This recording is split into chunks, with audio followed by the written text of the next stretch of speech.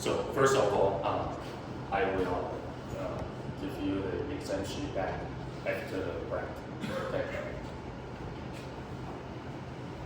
So in terms of the grading, probably you guys did a very good job.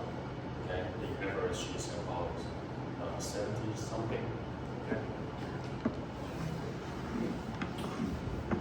Then second, today we are going to talk about the seismic isolation. That's the second part of this semester for this class. And in the very beginning, I use slides to show you some of the examples and also the concept. Then after the break, we will do just a little bit there. Okay. And for the theoretical part, I would like you to know a little bit details. However, when you do the design, probably you don't need to know so much detail. Okay? But some of the concept in terms of the theoretical development, I think you should know about it. Okay?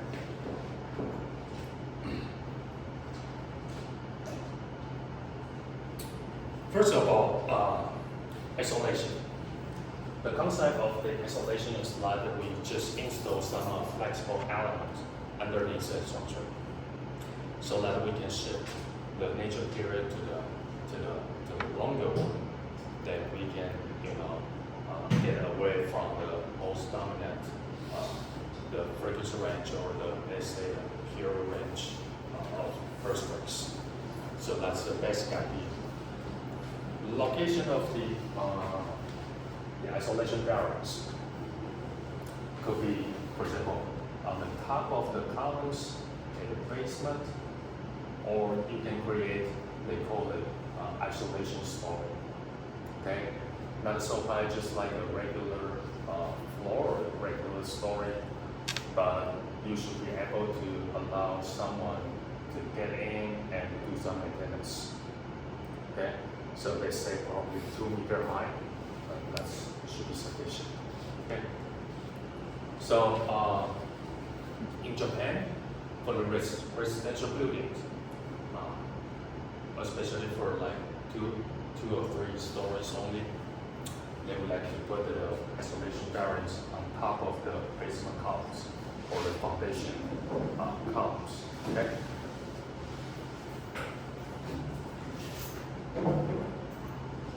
Then the idea is just like this one. So let's say that's our design spectrum. If I can shift the period to the longer one, then the corresponding acceleration will be lower. Then that way you can reduce the seismic load for the building.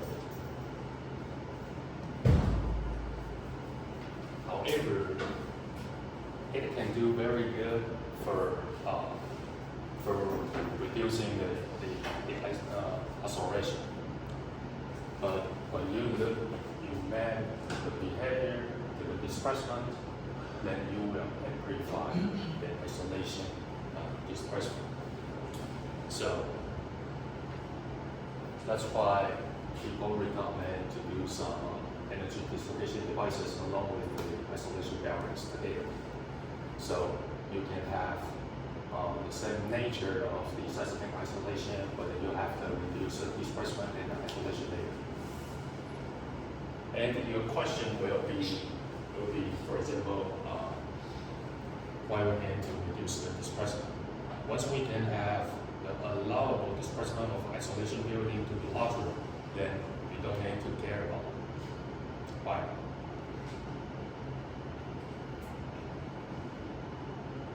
Stability.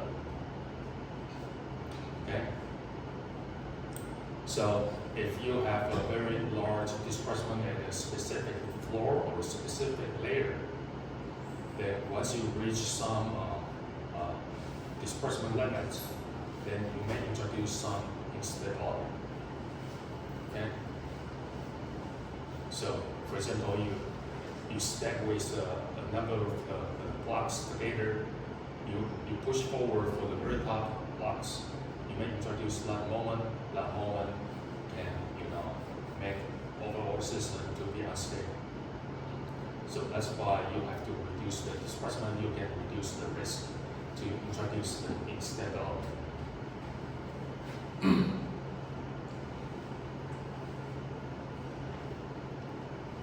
So, of course, extension in terms of the extension of the period that can reduce the acceleration.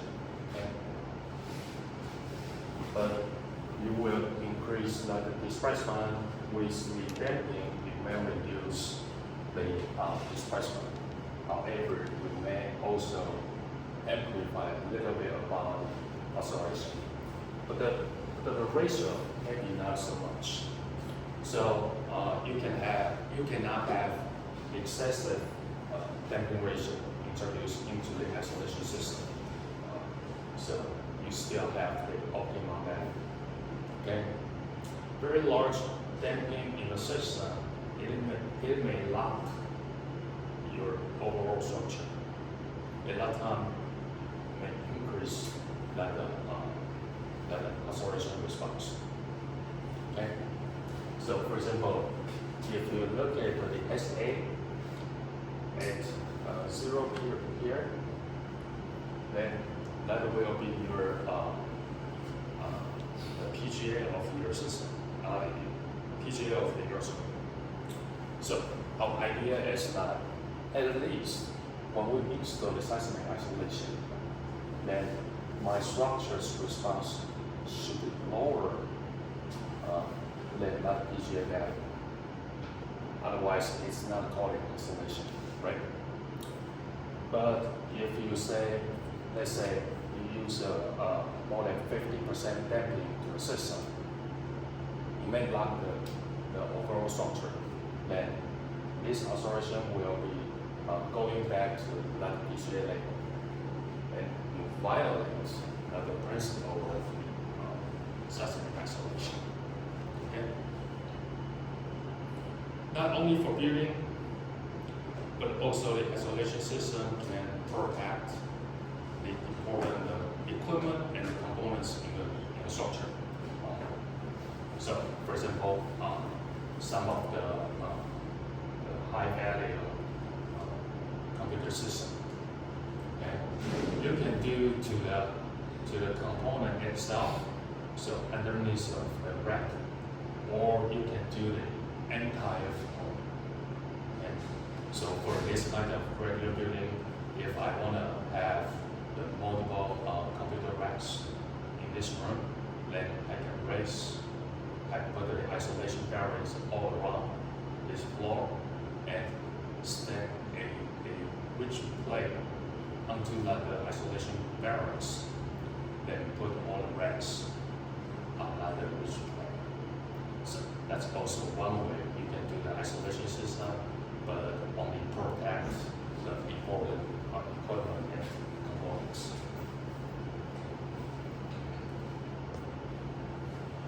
So in this semester, we will also learn how to design this. They call it SRB. That's a sliding. It's a slow rolling barrier and SRB. So basically, this kind of the friction type isolation barriers that can protect some of the racks or the historical things. So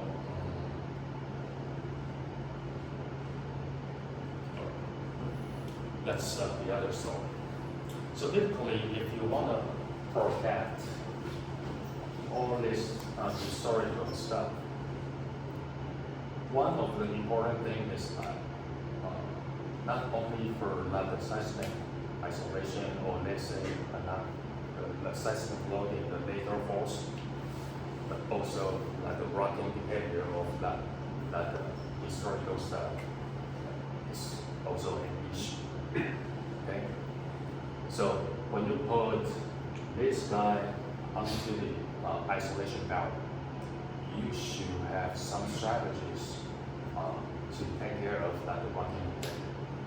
Otherwise, you can still see that this historical stuff can fall. okay, due to that rocking.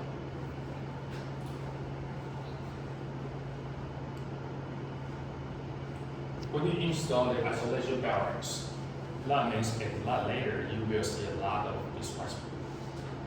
But your pipes, your electricity may not have or may not be able to accommodate that kind of displacement. So at that time, you should have some, for example, for the pipes, you should make it longer in order to accommodate that displacement. Electricity, then your cables should be a little bit longer. Then you should be able to accommodate the seismic, seismic isolation displacement. Then elevator, in this story, if you look at the elevator's berm, it's much larger than the elevator itself. Okay? Then during the earthquakes, the berm can accommodate the elevator itself.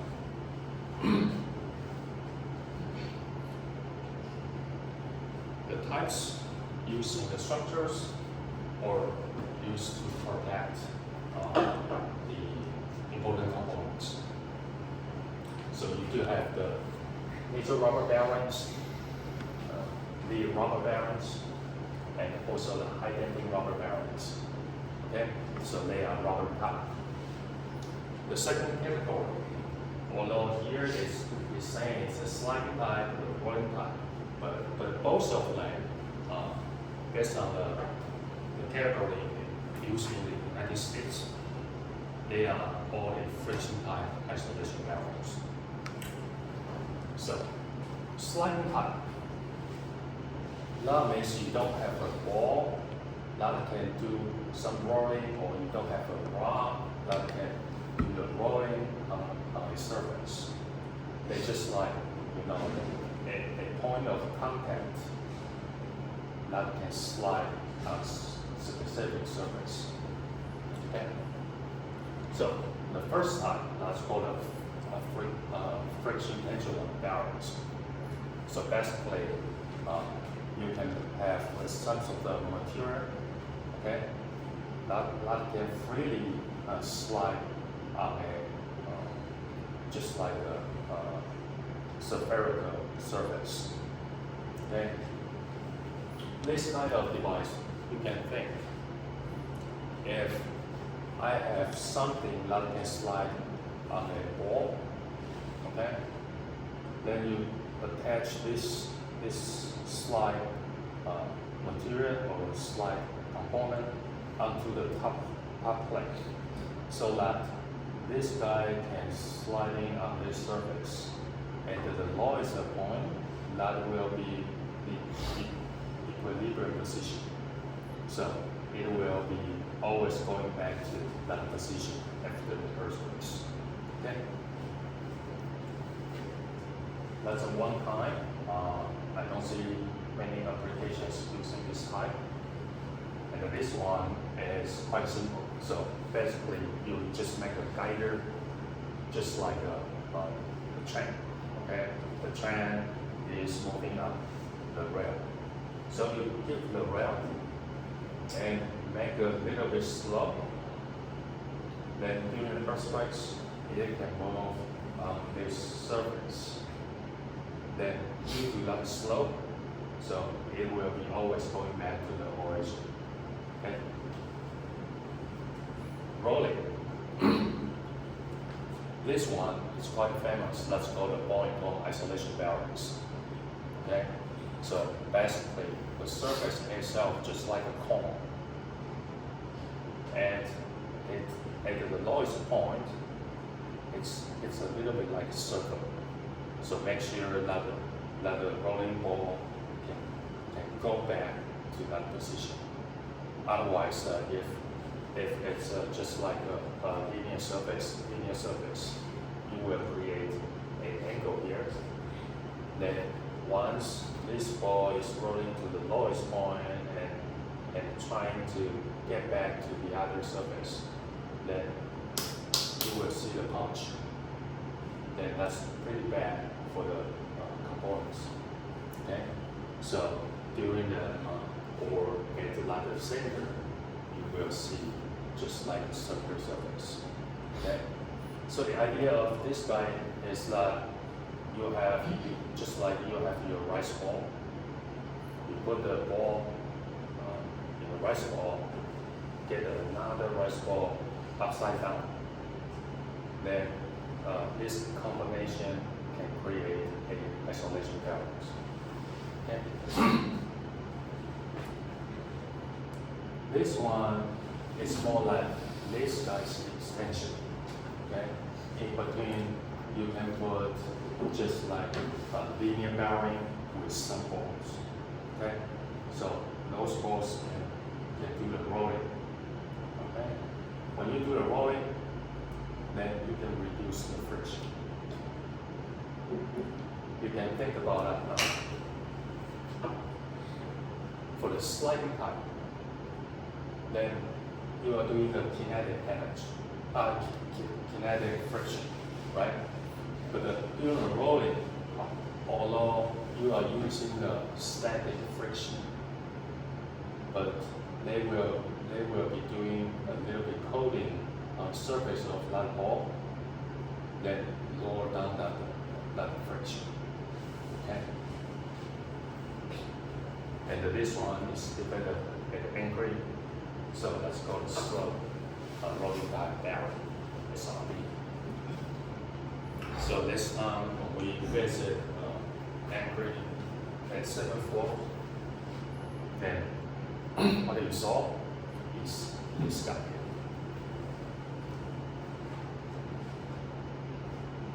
Application. So at the Taoyuan Airport, just right next to the airport, there's a hotel, right? That they are using the friction type isolation balance. So, and you see they have some spare pipes in order to accommodate the disbursement. And usually between the rigid pipe, they will use like more soft or flexible pipes to connect both of them. Okay, especially for the top floor and low floor, in between they use a soft pipe.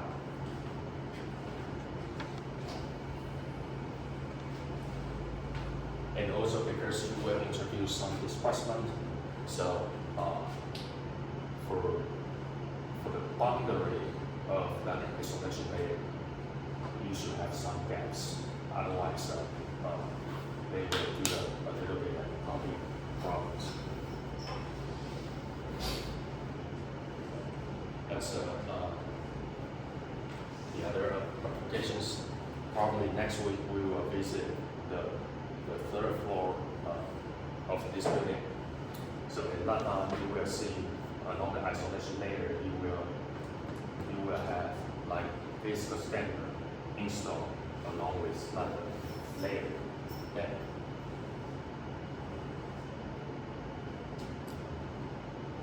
And also for the stairs, you have to cut the stairs.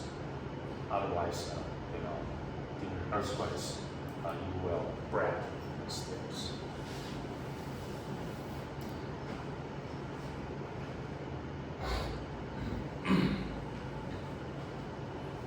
This bridge, Ganzhuo Bridge, in order to reduce the seismic force applied to the superstructure, so they installed this isolation layer using a high-density rubber bearing.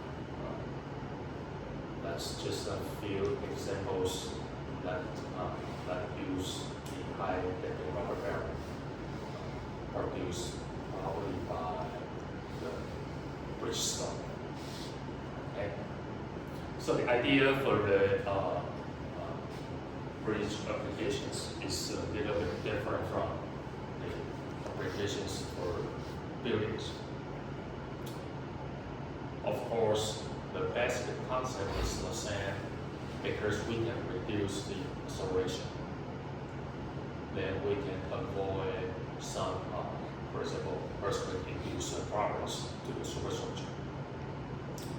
However, sometimes if you want to design the bridge columns and you don't want to get so much shear force from superstructure to the bridge columns, then one of the solutions is to install the isolation barriers in between. Okay? But for the buildings, our goal is just, reduce the response of the superstructure and then concentrate the dispersion into the isolation layer. So basically, it's a little bit different.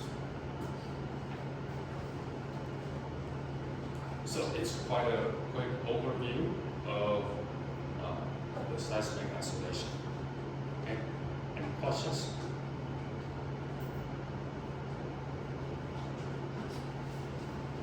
All right. So right now we know a lot of benefits. Any drawbacks using the seismic isolation?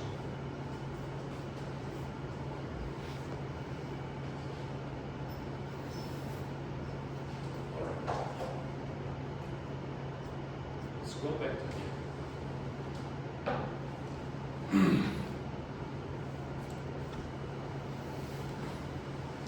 I say usually if you want to install the rubber bearing or rubber type isolation bearings for the isolated building. First of all, without considering the earthquakes, because that's installed on the top of the columns or at the bottom of the columns, that means this guy should support the dead load. So you should have a very high stiffness and also a very high strength in order to support so much dead load. Right? So your vertical stiffness should be very high. The strength should be at least consistent with your, for example, your concrete columns. So that's first. Make sure you get to like the level. Okay? So how can we do that? Increase the stiffness. You know rubber, right? At least you play with the rubber band. So rubber is very good for elongation, right? You can introduce a very large strength. However, it's a little bit soft. So that means no matter you consider the vertical or the actual stiffness or the lateral stiffness, you can imagine it's quite low. Okay? So how can we improve it? It can The add another material which has adequate resistance. So that's why here, we will review it again, but here, they put the metal sheet in between the rubber layers. Okay? So basically, it's a composite material. So one rubber layer, one metal sheet, rubber layer, metal sheet. Okay? In that way, we can increase the vertical stiffness. Okay? And for the lateral direction, basically, that the lateral stiffness will be provided by rubber only. So that's for the rubber bearing. How about this friction type isolation bearings? What's the drawbacks?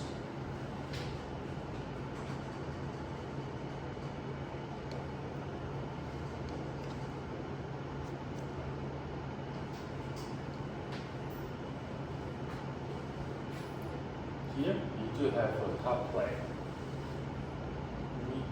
At the middle, you have like the sliding material component, and you have a bottom plate.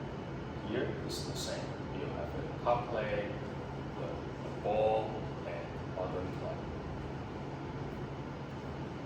If you do the compression, that's no problem because they do have a very high stiffness when you apply the compressor force.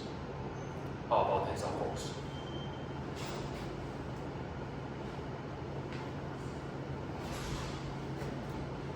You don't have any link to confine the top plate to the bottom plate.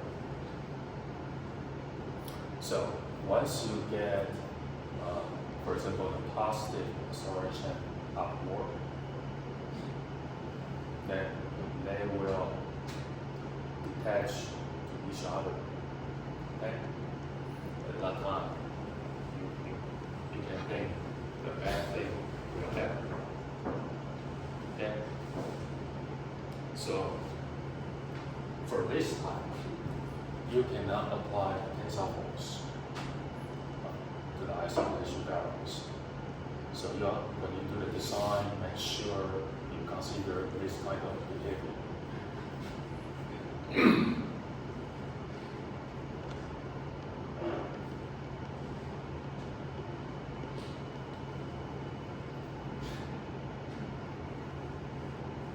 Any other questions?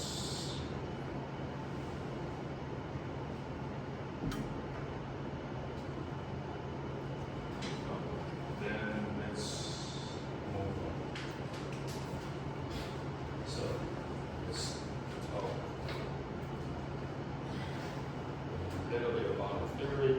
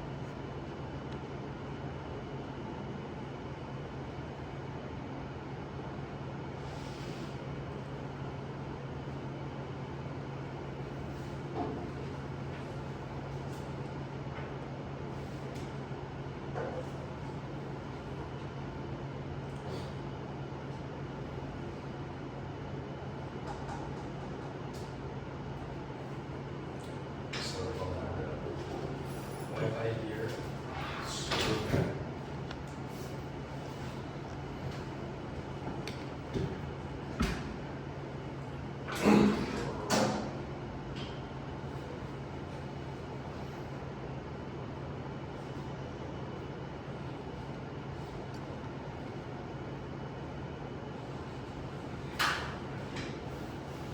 So first of all, let's look at the initial rubber valve.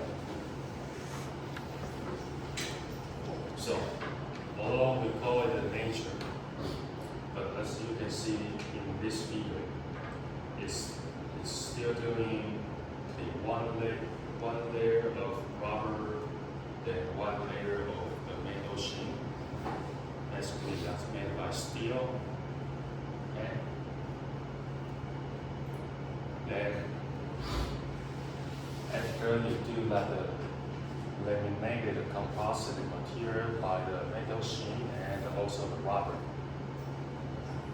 On top of it, you use just like a cap. Okay? So this one with some holes you can connect to your column, the building column, and also the bottom plate can connect to the other end of the column.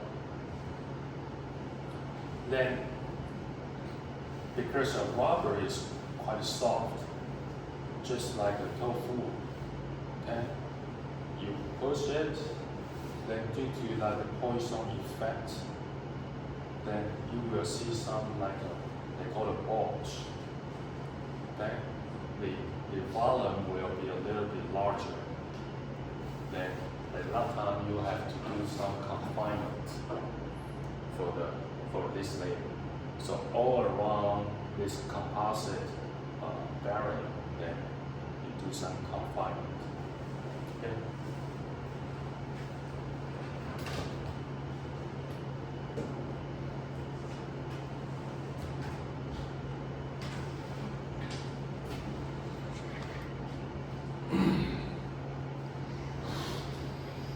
So, the first of all, just like what we said before,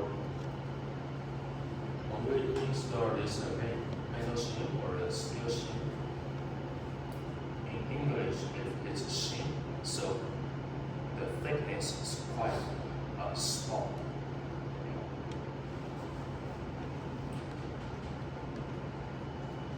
So,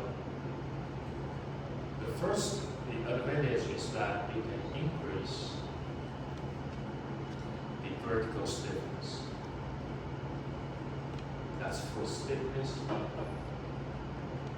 And also, as I say, you should take care of the strength. Okay? So you can also increase the load capacity.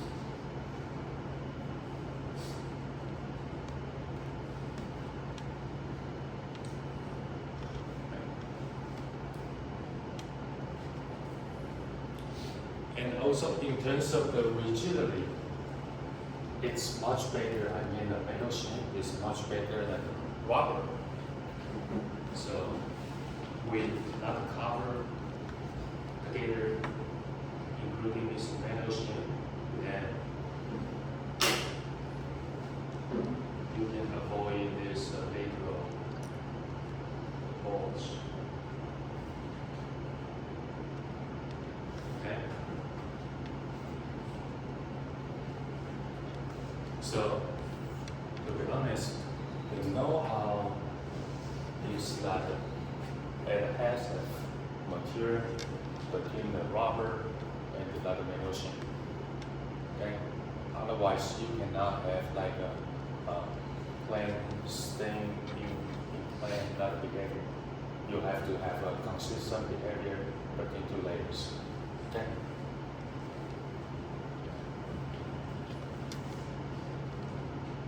This cover, as I say, you can confine this composite material, but also you can prevent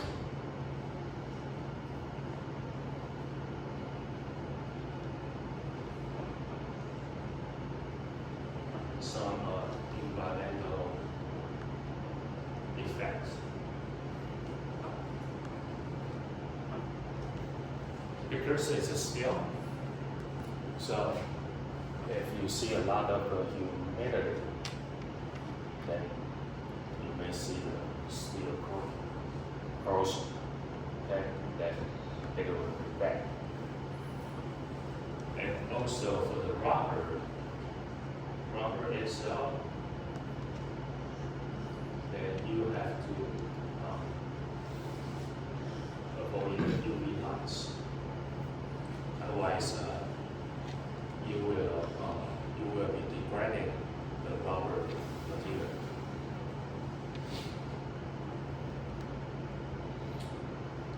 And also, you see, you still have other kind of environmental effects, as mentioned.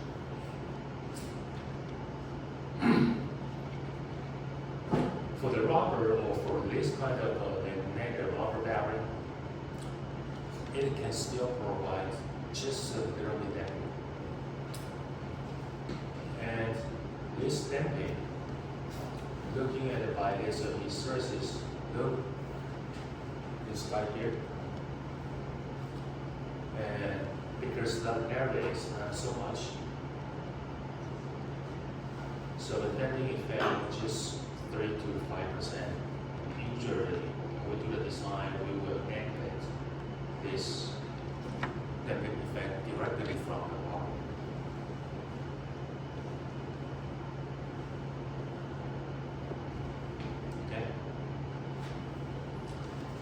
also due to the rubber SL, when you exceed a certain elongation or deformation, you will see just a little hardening effect.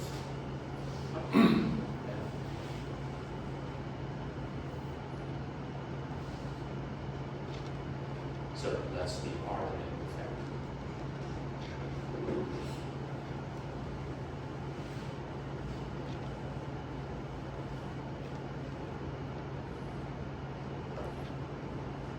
When you do the loading and unloading, sometimes it cannot go back to the origin.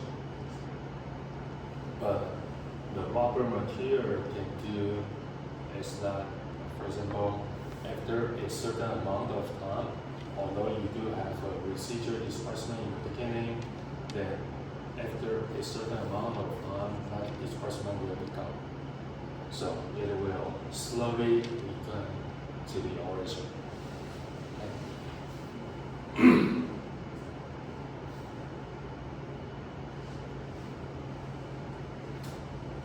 So, originally, if you don't do just like a laminated way, okay?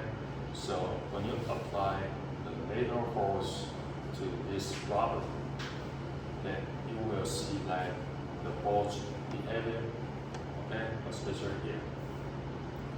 Then probably after a certain amount of time, you will see a little bit crack into this surface. That your shear strength and also the lateral stiffness will be decreasing. So that's due to the Poisson effect. In order to confine it, then you have two strategies. First of all, you put the rigid material in between, so you use the steel sheen. Okay. The second, lower down the thickness of the rubber. Okay, that's why you have multiple layers of rubber. Then you can reduce this effect.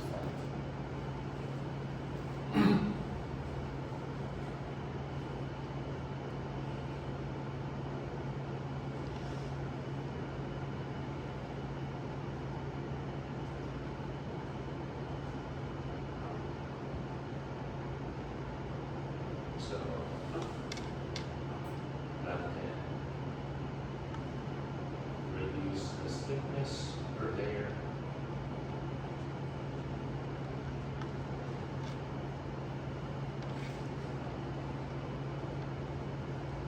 Then lower down the bulge effect.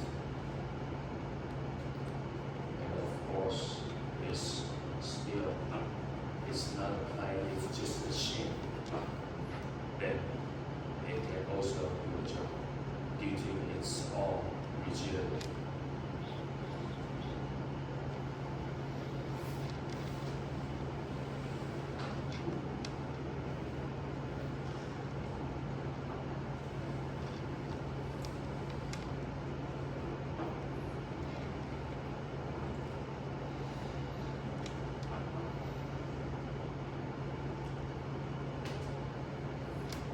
So when you look at the design spectrum, of the flexible element, or if you use this laminated rubber bearing, then you can introduce the isolation effect.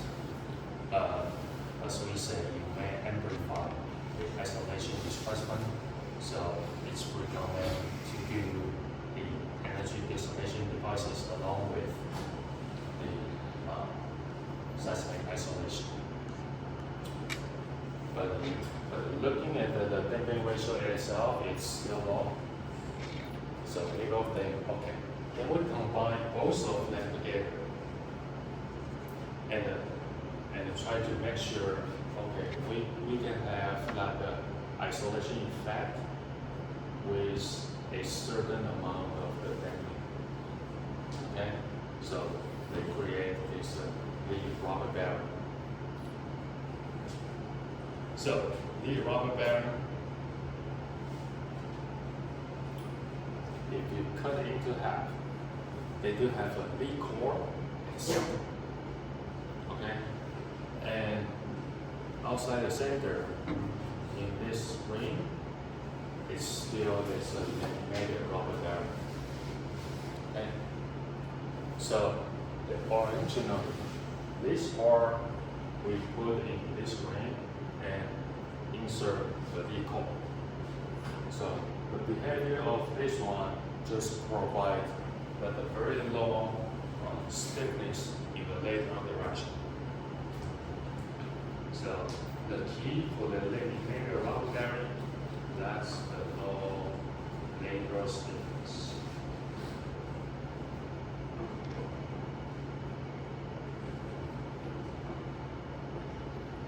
The lead plug that can provide the gap.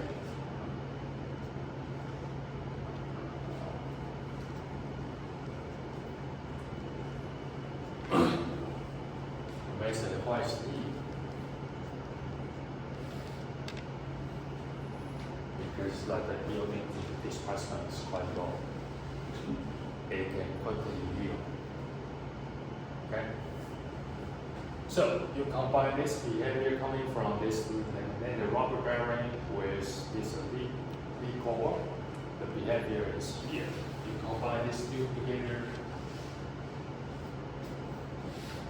then you will create this bilinear behavior in terms of the force against displacement relationship. Okay? So you combine these two, then you get this bilinear behavior.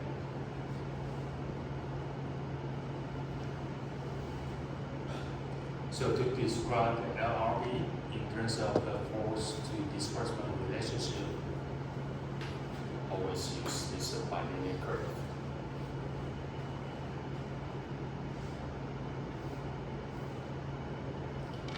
Also, if you want to increase the damping effect, you can also install two lead core to your LRB, and it's still working. So again, the key for this type of device is that for the rubber layer, the metal sheen, and the lead core, they should work together. They should have consistent movement. Otherwise, you cannot have this kind of behavior.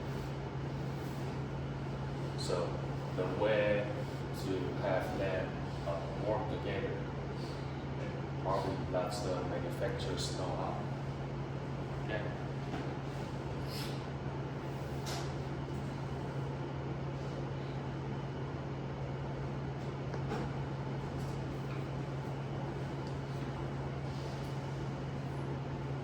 So first of all,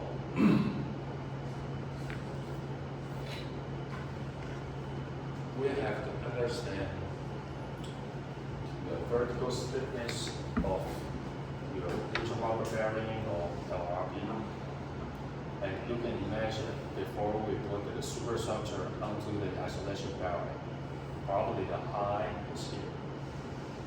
Due to a very heavy load from the superstructure, then you will shorten the height of the rubber bearing and create a very large stress on top of the bearing. Okay? So these two effects will determine the behavior of the rubber bearing in the lateral direction. Okay? Not only for the geometry, but also for the material of the rubber. So if you get very large stress to the rubber, you may exchange the lateral behavior or the lateral stiffness. Okay, so different stress applied on top of the rock, you will create different stiffness for the lateral direction.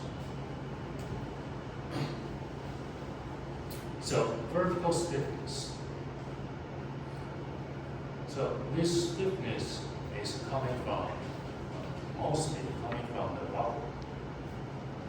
So let's say your vertical stiffness is the load you apply from the superstructure divided by the deformation you have.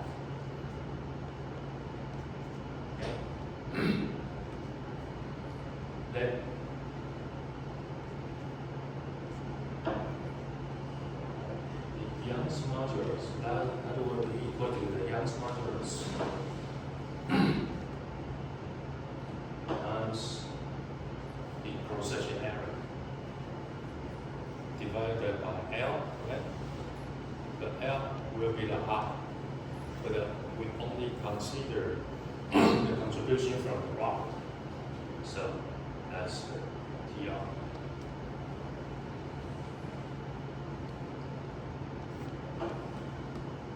So this TR, let's see the TR first.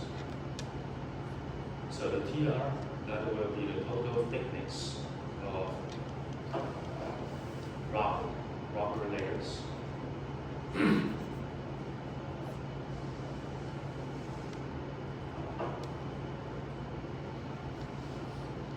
Well, that the EC is the instantaneous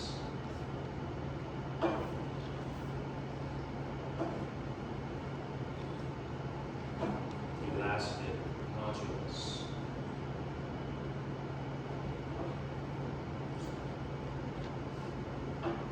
Is equal to the original Robert's Young's modulus times some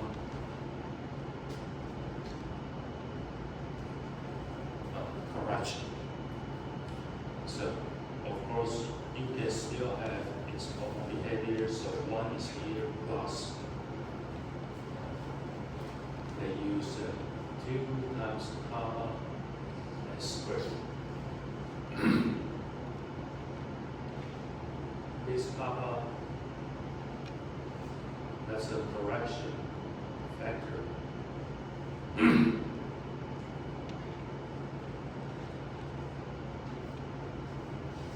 And it's considered, the correction factor is considered its hardness. Okay? S is the shape factor.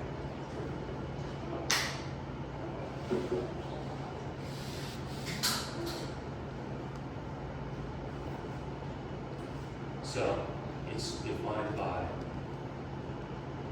your loaded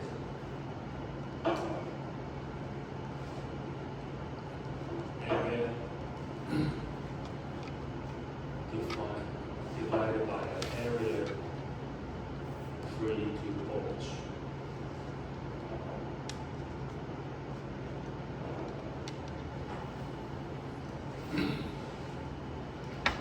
So that means the loaded area, that's the top area of this cross-section. Area free to bulge all around here. Okay? So if we use a rectangular surface, let's say here's L and B. So based on the definition of here, then your loaded area, that will be L times B.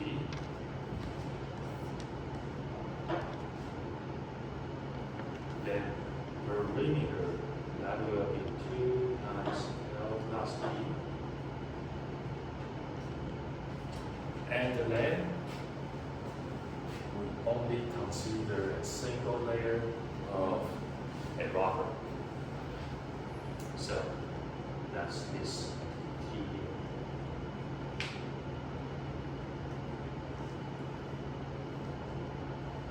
So that's a single layer of rubber. If you still remember, as I said, to avoid the bulge, you can lower down the thickness of the rubber. And you can lower down the risk to have a bulge in your rubber barrel. So here we only consider a single layer.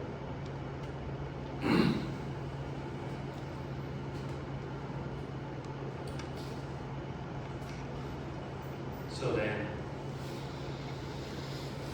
the total thickness of the rubber layer we can define as sigma I equal to 1 to n. You do the summation to the all layers together. Okay. And typically they will use the regular, all the layer have the same thickness. They don't use a variable thickness. Let's try another example if it's a round shape. The diameter is d, and your shape vector, that will be pi divided by 4 times d squared. Then perimeter, that's id, thickness, just single layer, so that would be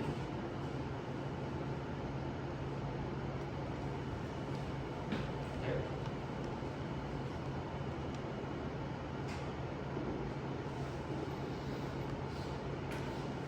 Then let's look at these two plots. It's saying it's a 50 durometer, 60 durometer. So, in terms of the hardness, this guy is a little bit higher than this one. Okay?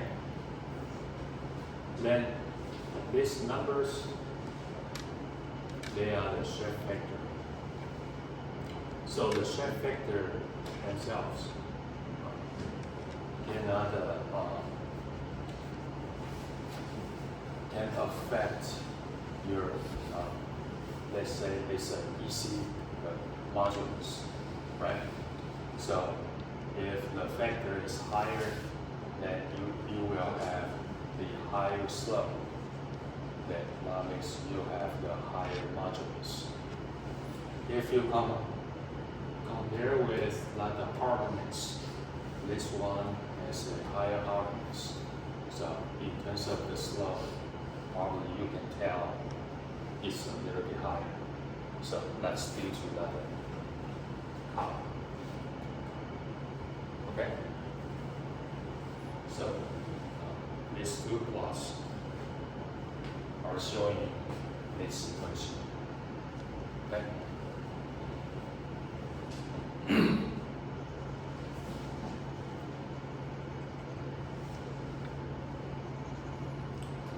Horizontal stiffness, that's something we want because we need a very, very flexible element for the structure against the later on input.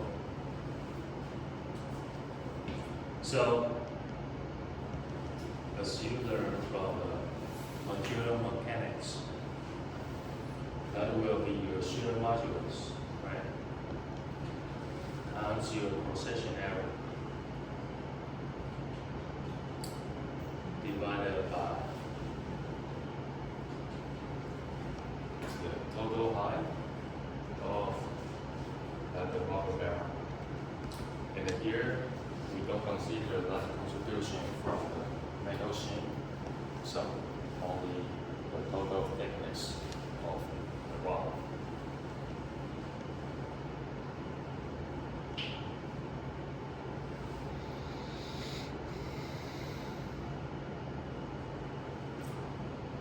So, typically for the isolation barrels, you may see for the building applications, at least for example like 50 centimeter for the diameter. At least for the bridge, it could be 2 meters long for the diameter because of the round shape isolation valve. So you cannot see, it's just like a point. It has a certain area of the surface. So it still can provide just like a rotational spring. Okay? It can provide some rotational resistance. Okay? So for this kind of rotational resistance, for each layer, the rubber layer, then it's deformed angle. Let's say that's called an alpha I. That should be your moment applied. Right? Then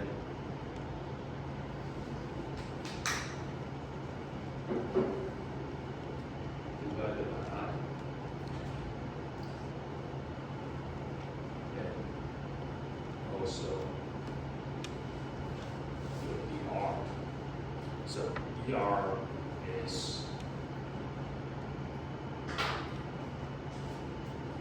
the rotational modulus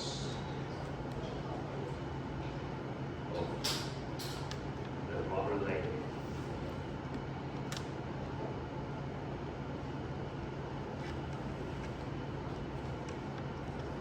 If you do the summation for all the layers together,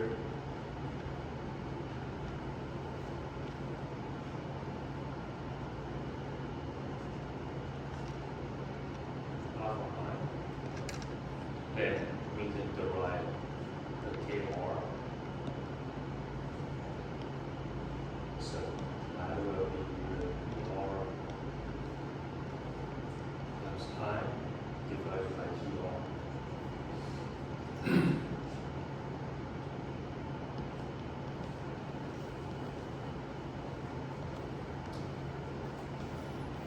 So for the very basic simulation, right now you know the vertical stiffness, the horizontal stiffness, and also for the rotational stiffness. Then we can assume they cannot couple together. Then we can still do some numerical simulation for a single isolation valve.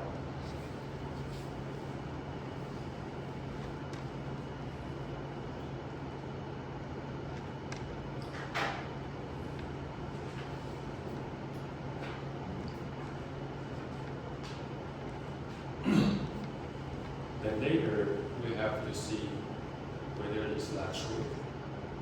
And we just go ahead and use this simplified method to determine the vertical, horizontal, and also the rotational spring stiffness values. And first of all, let's see the property of rubber.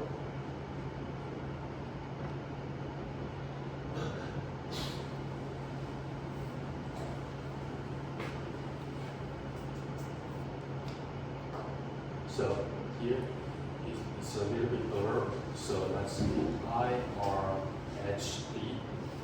So let's call it International Rubber Hardness Degree.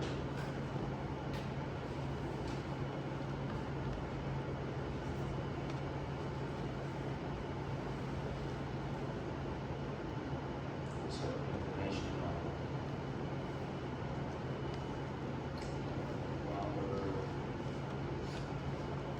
Hardness Degree.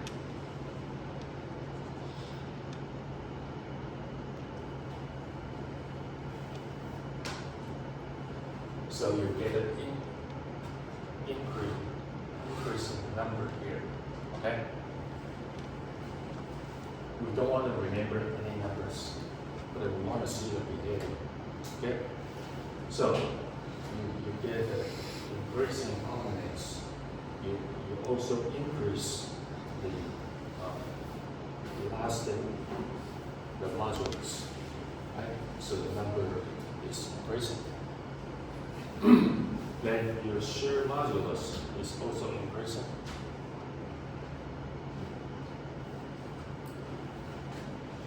And then this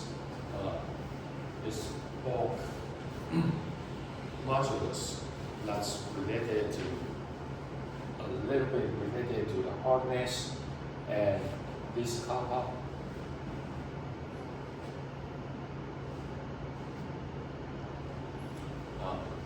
It's a little bit different from this one, but because that's a vector, so it's a small number here. But this kappa is related to that bulk modulus. Okay? So related to this one. So as you can see here, you get the same number if you are within a certain hardness. Okay? You will increase the number a little bit when you get higher hardness. Second, if you look at the Poisson ratio, okay, it's almost 0.5. If you want to say the difference, just a little bit difference. Okay, so what's the 1/2?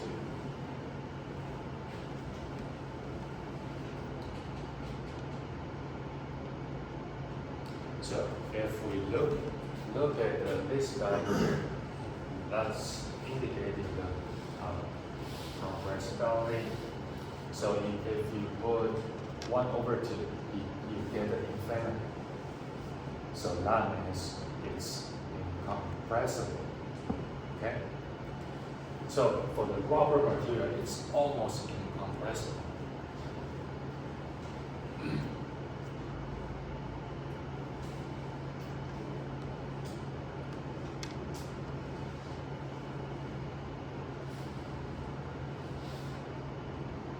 So here for the rubber is close to 1/2. So almost incompressible.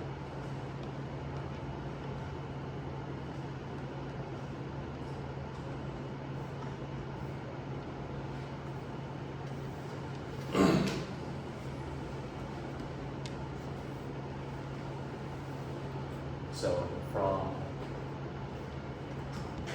material mechanics, it's saying your Young's modulus is equal to 2 times your shear modulus times 1 plus your Poisson ratio. If you put 1/2 into this equation, then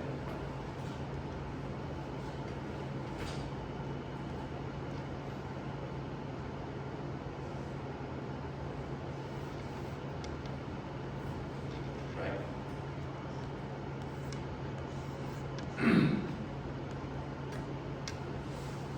So just go ahead and do it.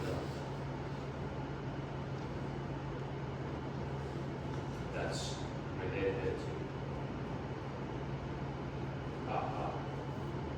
that's a correction factor for your elastic modulus.